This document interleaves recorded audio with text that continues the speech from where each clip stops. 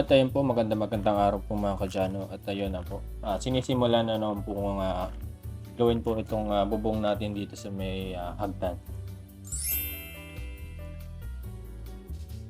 So ayun po mga kadyano, sa matatandaan nyo, ito po yung mga bakal na galing po sa dating bubong po ng kusina. Ayun. Nagamitin po natin kaysa naman po masayang.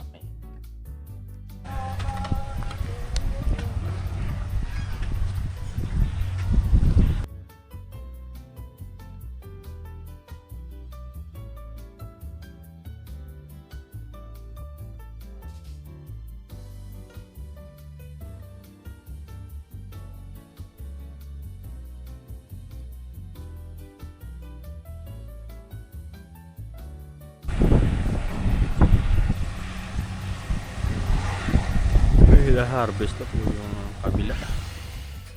So ayun po, kinakabit na po nila yung pinagdugtong po nila mga tubular kanina. Bali dyan po ilalagay yun. Ayun po yung kakapitan ng ating yero o yung bubong. Okay. Ayun po mga kadyano, nasa part po siya ng gawing hagdan. Ayan, medyo nakakatakot sa part na to kasi counting mali niya lang baka mahulog siya. So ayun po mga kadyano, binawelding niya na po yung mga tubular natin. Kanina in-ispat niya lang po, ngayon pinapaka full weld na niya para po matatag po sa hangin at ulan. Ayan. Siguro after na to, siguro pipinturahan ko agad para di masira yung kanyang bakal. Kita nyo naman po medyo may mga kalakalawang. Ayan.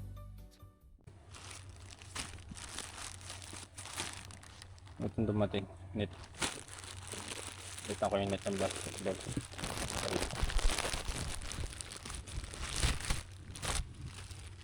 Orasada. Ano ba ito? Net. Papalitan ko yun. Durug-durug niya.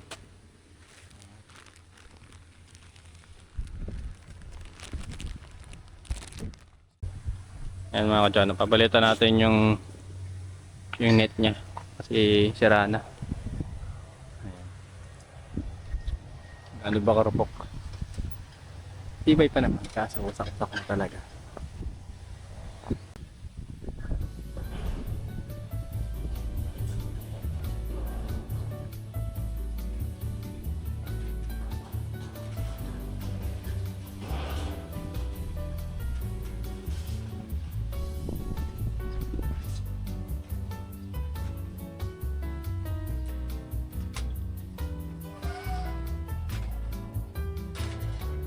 Yes! Wow. Ayan pala ka ng kababa.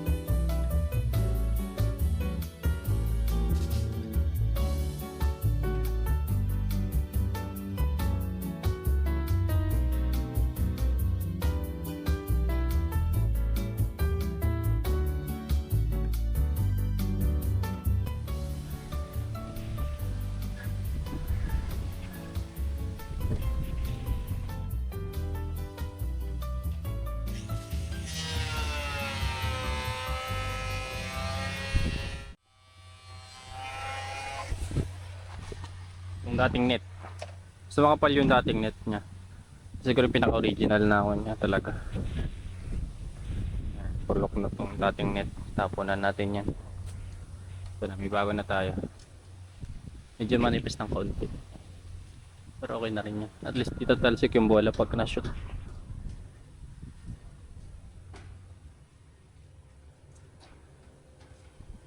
Tataas na lang natin tong ring.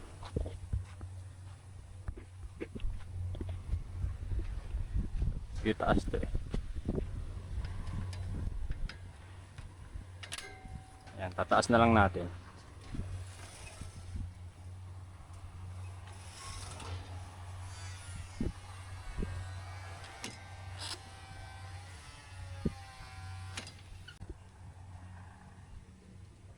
Ayan po yung ilalagay natin bubong sa taas nating terrace.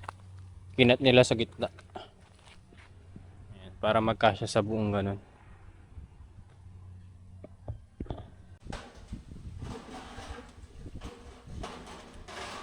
Kaya nakakita po nila yung nyero. Sakto lang pala yun.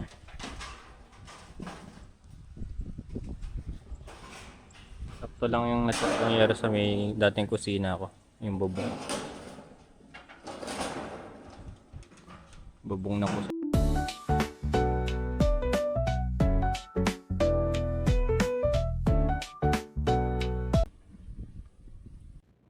So yun po, inumpisa na po nila ng lagyan ng mga text screw, yung self-draining screw para sa ating bubong. Ayun.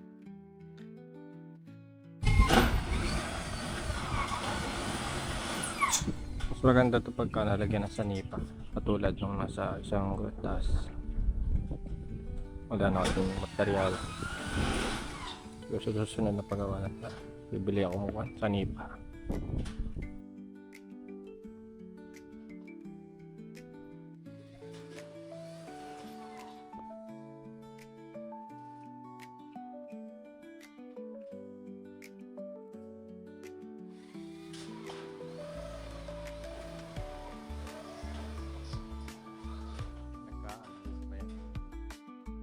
So ayun po mga kadyan, malapit na po nilang malagyan ng screw po ang lahat ng bubong natin.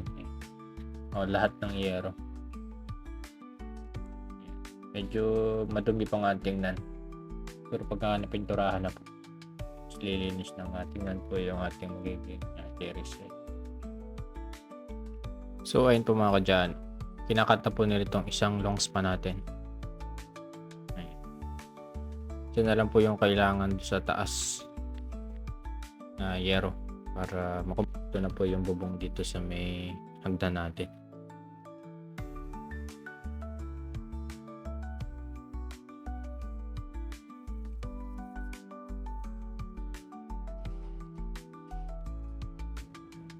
So ayun po mga kadyano, kinakabit na po nila yung last na kinat po nilang yero kanina. Ito na lang po yung natitira.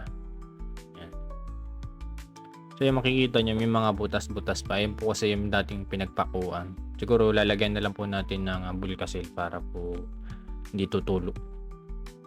So ayun po. Tapos na po siyang maglagay ng mga screw dito sa ating bubong. Yan. Pinagdugtong niya po yung hagdan para po makababa siya. So ayun po, nag-i-start na rin po silang maglagay ng mga steel bar dito sa may extension ng terrace po natin sa taas. Binabaon niya po yung mga steel bar para po hindi matatanggal. At mamaya-maya po siguro i-welding din po nila yan para po matatanggal. So ayun po, wine-welding niya po yung mga steel bar po natin. Instead po na alambre po yung nilagay niya, wine-welding na lang po niya yung bakal na yun.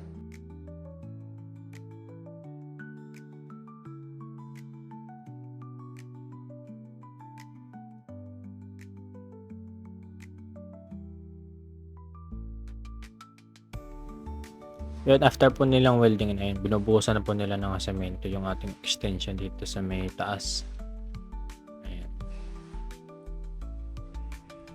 Bali nasa 3 inches po yung siguro yung kanyang kapal, or 2 inches ganun po mga dyan.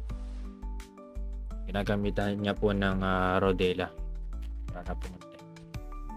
So ayun po, bali nagamit po lahat halos ng bakal dito. Mga natitirang bakal ko dito, nagamit lahat, hindi na po nasayang. Konti na lang po yung kanilang bubuhusan. So ayun po mga kaya, napatapos na po sila sa pag-flooring nitong extension po natin. At kinakalat nyo na lang po para po magandang tingnan. Ito na po yung ating terrace. Medyo madumi pa nga tingnan. Pagka nalinisan tsaka napinturahan to, mas lilinis pa lalo. Kaunti-unti. Yan. May bubong na mga kodyano. Ayan, ang pinakahihintay. Yahoo! May kulang pa rito eh. Yung sa gilid. Yung flashing niya tsaka yung sanipa. Wala tayong mong budget para dun. Siguro sa susunod na lang na pagpagawa natin. Semento na rin po rito kanina. Nasa 2 inches siguro yung kapal na to. Ayan. May silong na tayo dito mga kadyan. Boss naman gagawin nila yung semi-kusina ko kasi hindi pa tapos yun eh.